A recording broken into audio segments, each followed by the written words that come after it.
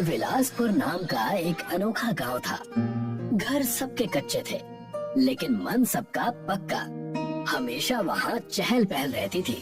अधिकतर गांव के व्यक्ति शहर कमाने चले जाते और महीने में एक आध बार अपने गांव विलासपुर आते।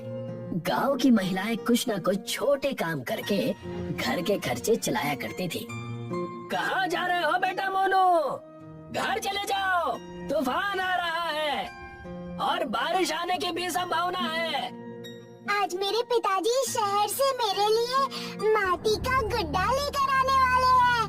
मैं वो गुड्डा घुमर चाचा तुम्हें कभी नहीं दूंगा। लेकिन चलो, वो सीधा घर आ जाएंगे।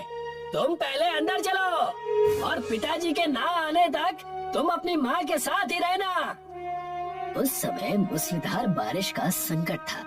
पूरे गांव के लोग अपने अपने घरों में जाकर बारिश आकर चले जाने का इंतजार कर रहे थे। माँ, पापा कब तक आएंगे? मैं कब से उनका इंतजार कर रहा हूँ। आ जाएंगे बेटा, बस तुम शांत हो जाओ और देखना, वो तुम्हारे लिए बहुत सारे गिफ्ट लेकर आएंगे।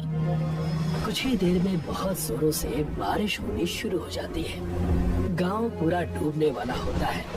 तब वही मोनू के पिताजी वहां आ जाते हैं। भाग्यवान, हमें यहाँ से जल्दी ही निकलना होगा, वरना हम यहीं फंस जाएंगे।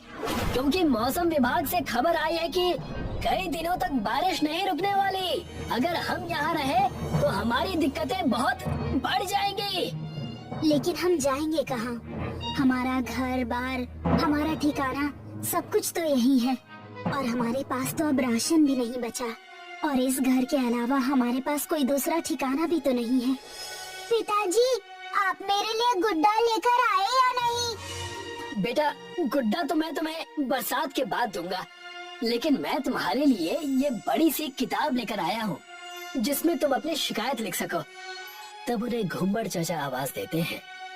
अरे चंद्रकांत बेटा, पूरा गांव नदी के उस पार जा रहा है। जब तक बारिश खत्म नहीं होती तब तक हम वहीं रहने वाले हैं। अपना कीमती सामान लेकर हमारे साथ वहाँ चलो। लेकिन हमारा गुजारा वहाँ कैसे होगा? हम क्या करेंगे वहाँ पर? तुम बस अपने घर का कीमती सामान ले चलो। कुछ राशन हो तो वो भी ले लो और वहाँ पर हमारे साथ चलो। इसी में सबकी जानें बचेंगी। वरना अगर नदी और बारिश का पानी हमारे गांव में आ गया तो हमारे घर नहीं बचेंगे। चंद्रकांत अपने परिवार और कीमती सामान लेकर जा ही रहा था कि मोनू ने अपने साथ किताब भी ले ली। बेटा, तुम अपनी किताब मुझे दे दो, वरना तुम्हारी किताब पानी में भीग जाएगी।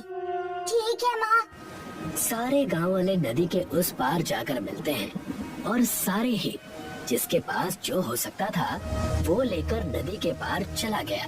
किसी ने बासी खाना लिया तो किसी ने अपने कपड़े और जेवरात। नदी के तट पर गांव वाले बारिश रुकने का इंतजार कर रहे थे। पूरे एक दिन उस तट पर बिताने के बाद ना राशन बचा, ना ठिकाना। पानी भी समय के साथ साथ भरता जा रहा था।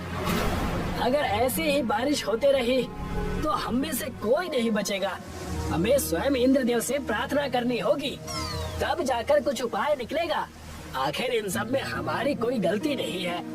हे इंद्रदेव, कृपा करें। हमारे साथ बच्चे बूढ़े भी हैं।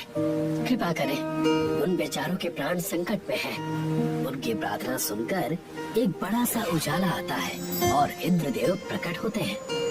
इस वर्षा का कारण स्वयं पृथ्वी के लोग हैं। इसमें मैं तुम पर वर्षा रोककर कृपा तो नहीं कर सकता, लेकिन तुम्हें बचा जरूर सकता हूँ। तुम्हारे पुत्र के पास एक कागज की किताब है। उस कागज की किताब से वो जितने भी घर बनाएगा वो बड़े हो जाएंगे और बारिश में भीगेंगे भी नहीं। जैसे ही वर्षा खत्म होगी सारे घर समाप्त हो जाएंगे। इतना कहकर इंद्रदेव वहाँ से चले गए और मोनू ने कई सारे कागज के घर बनाए। जैसे ही उन्हें जमीन पर रखा वो देखते ही देखते बड़े से कागज के घर बन गए। सारे विलासपुर वासी कागज के घर में रहने लगे। बारिश अब भी जोरों से चल रही थी। माँ, मुझे बहुत जोर से भूख लगी है, कुछ खाने को दो ना। इतनी तेज बारिश में हमारे पास खाने को कुछ बचा नहीं है। हम क्या बनाकर खिलाएं जिससे बच्चों का पेट भर पाए। चंद्रकांत घुम्मड़ चाचा के कागज के कुटिया में जैसे तैसे चला जाता है। क्या हुआ चंद्रकांत बेटा, तुम इतनी बारिश में बाहर क्यों घूम रहे हो? क्या बताऊं काका, मेरा बच्चा और पत्नी दोनों भूख से कराह रहे हैं। अगर हमने खाने का इंतजाम नहीं किया तो संकट ना आ जाए। जैसे तैसे अब जाकर बारिश हमारे घरों में नहीं आ रही है, वरना हमारा असली घर भी पानी में डूब चुका है। मेरे गांव वाले घर में कुछ चावल और मसाला है, अगर वहाँ जैसे तैसे पहुँच जाएं, तो कुछ दिनों के खाने का इंतजाम हो जाएगा। मेरे घर पर भी मेरा शहर से लाया हुआ बैग है, अगर हम वहाँ चलकर अपने लिए कुछ व्यवस्था कर सकते हैं तो बहुत भला होगा। कड़कड़ाती बिजली और बारिश में अपनी जान की बाजी लगाकर दोनों अपने बाढ़ में डूबे गांव विलासपुर पहुंचते हैं। वहां जाकर उन्हें पता चलता है कि उनके गले तक पानी भर गया है। यहाँ तो पूरे गले तक पानी भरा हुआ है। कहीं हमारे घर का बचा खुचा राशन भीग गया होगा तो हम क्या करेंगे? हमारा यहाँ से लौट जाना ही ठीक है। नहीं, मैंने अपना राशन घर के ऊपर स्टील की टंकी में रखा हुआ है। अगर हम मेरे घर से वो टंकी ले चले तो हमारा काम बन जाएगा। रुकिए, मैं जाकर ले आता हूँ, आप यहीं ठहरिए।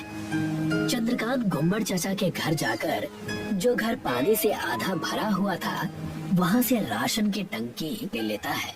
घुम्मड़ चाचा और चंद्रकांत सारा राशन लेकर कागज के गांव पहुँचते हैं।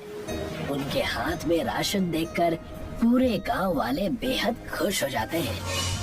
इस चावल से हम खिचड़ी बनाकर खा सकते हैं। इससे हम कुछ दिन और यहाँ अच्छे से बिता लेंगे और सबका पेट भी भर जाएगा। पूरे 2 दिन बीतने के बाद बारिश हल्की कम हो जाती है। लगता है बारिश बंद होने वाली है। अगर ऐसा होगा तो हमारा बिलासपुर गांव, वहाँ जाकर हम रहने लगेंगे। कुछ ही समय में बारिश बंद हो जाती है। सारे बेहद खुश हो जाते हैं। बारिश के बंद होते ही कागज का गांव इंद्रदेव के कहे अनुसार गायब हो जाता है। सारे अपने गांव विलासपुर पहुंचकर पानी कम होने का इंतजार करने लगते हैं। अरे देखो, कच्चे घर इतने भीगने के बाद भी नहीं डूबे। ये जरूर इंद्रदेव की महिमा है। ये, अब मैं अपने असली घर में रहूंगा। हाँ बेटा, तुम अब यहाँ पर रहोगे। सारे गांव वाले अपना घर अच्छा पाकर खुशी खुशी विलासपुर में जीवन व्यतीत करने लगते हैं।